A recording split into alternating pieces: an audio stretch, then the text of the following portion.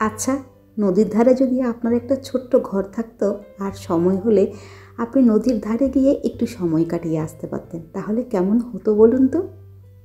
বাহ, ঠিক ধরেছেন, আমারও কিন্তু একখানা এরকম ঘর আছে, তবে সেটা সেই শুধু নেদারল্যান্ডে। আমার প্রিয় নদীর পাড়ে আজকে আমি অনেক দিন বাদে হাঁটতে এসেছি। নেদারল্যান্ডে আসার পর থেকে মাস্ট্রিচ শহরের এই মুসে নদী আর তার চারপাশ আমার বড্ড প্রিয় জায়গা। বিকেলের পরন্ত আলোয় মুসে নদী আর তার চারপাশকে দেখতে কেমন লাগছে চলুন একবার দেখে নিই। শীত আসার পর থেকে আজকে দেখলাম রোদটা বেশ অনেকক্ষণ টানা ছিল, সেই সকাল থেকে বিকেল পর্যন্ত। আর সেই জন্যই আমাদের মতো অনেকেই দেখলাম নদীর পাড়ে চলে এসেছে গায়ে রোদ লাগাতে। সবাই দেখো কি সুন্দর রোদ পোহাতে চলে এসেছে, আজকে রোদ উঠেছে বলে।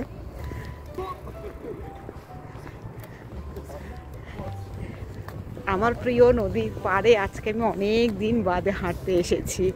তো সুন্দর রোদ উঠেছে যে আজকে আর ঘরে থাকতে পারলাম না, কর্তাবাবুকে বুঝিয়ে সুজিয়ে নিয়ে চলে এসেছি। এখন বিকেল ওই 4টে মতো বাজে, বেশ সুন্দর পরিষ্কার আকাশ আর ঝলমলে একটা রোদ আছে, কিন্তু সকাল থেকে বেশ সুন্দর রোদ দিয়েছিল। টেম্পারেচারটাও কিন্তু অনেকটা উঠেছে, এখন তো 7 দেখাচ্ছে। চলুন সামনের দিকে যাই হাঁটতে হাঁটতে, আর আপনাদেরকে আমার প্রিয় মাস্ট্রিচ শহরের একটা সুন্দর জায়গায় নিয়ে যাব। আপনারা যারা আমার ভিডিও দেখেন তারা নিশ্চয়ই দেখেছেন ওই জায়গাতে আমি একটা ভিডিও করেছিলাম। সামারও তো দেখেছেন ওটাকে কেমন দেখতে। এবার উইন্টারে গিয়ে আমরা দেখব ওই জায়গাটাকে কেমন লাগে দেখব। ওই দেখুন কি সুন্দর রোদে বসে বেঞ্চে বসে নদীর পাড়ে বসে বই পড়ছে। এখানকার মানুষের এই অভ্যাসটা কিন্তু বেশ ভালো।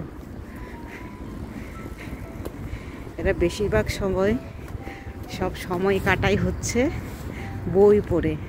ওই দেখুন ওই দূরেও আরেকজন বেঞ্চে বসে কি সুন্দর বই পড়ছে।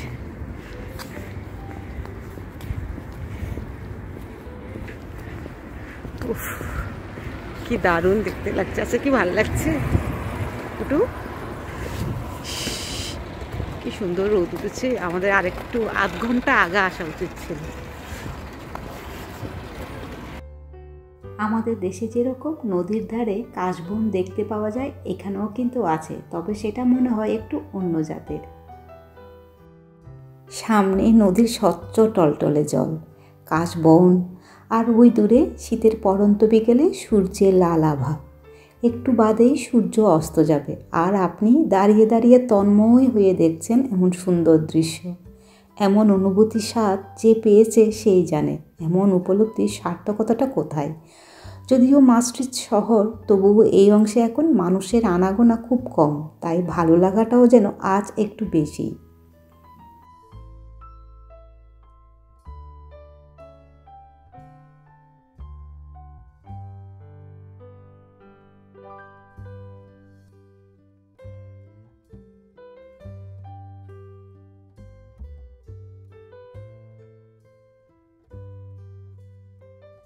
নদীর ধার পেরিয়ে এবার চলে এসেছি একটা খোলা জায়গায়। গরমকালে এখানে বেশ বড় বড় ঘাস হয়, এখন শীত বলে ছোট ছোট ঘাসগুলোই রয়েছে। মনে হচ্ছে চারপাশের আগাছা আর ঝোপঝাড়গুলোও পরিষ্কার করা হয়েছে। মাঠের মাঝ বরাবর এই সরু রাস্তা পেরিয়ে ওই শেষ প্রান্তে গেলেই রয়েছে সেই জায়গা। এই যে আমরা চলে এসেছি এখন সেই জায়গায়, তবে মনে হলো সেই নিস্তব্ধতাটা আর নেই। চারপাশে জঙ্গল আর ঝোপগুলো কেটে ফেলা হয়েছে বলে বিকেলে ঝোপের আড়াল থেকে পাখির ডাকাডাকিও শোনা গেল না। এইখানে একজোড়া রাজহংস ও তার পরিবারও ছিল, তাদেরও দেখা পেলুম না। এইখানে এসে আমার মনটা তো বড্ড খারাপ হয়ে গেল। এতটা দূর আমরা এখানে হেঁটে এসেছি যা দেখার জন্য, এবং যা আপনাদেরকে দেখাতে চেয়েছি তার কোনোটাই হলো না। জায়গাটা এমনিতেই শান্ত নিরিবিলি, দু একজন ছাড়া বিশেষ একটা কেউ এদিকে আসে না। সাঁকোর উপর দাঁড়িয়ে কান পাতলে আপনি শুধু পাখির ডাক আর জলচর প্রাণীদের আওয়াজই শুনতে পাবেন। মাঝে মাঝে এমন একাকিত্ব বেশ ভালো লাগে জানেন, শুধু প্রকৃতি আর আপনি।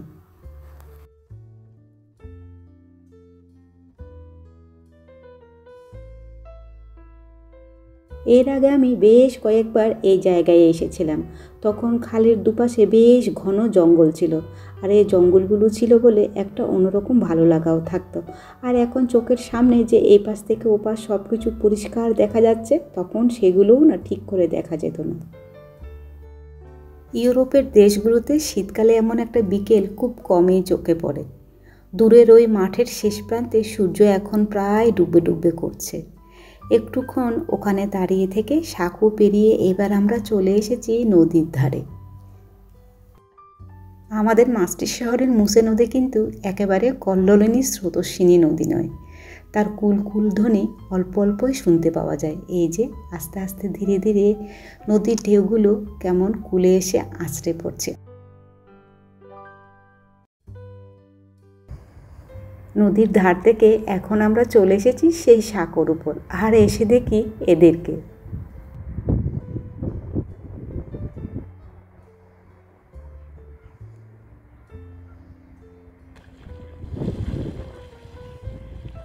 এবার আমাদের বাড়ি ফেরার পালা।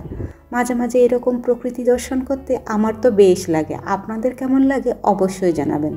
ব্লগটা আজ তাহলে এখানেই শেষ করছি। দেখা হচ্ছে খুব শিগগিরই। ততক্ষণের জন্য বাই বাই।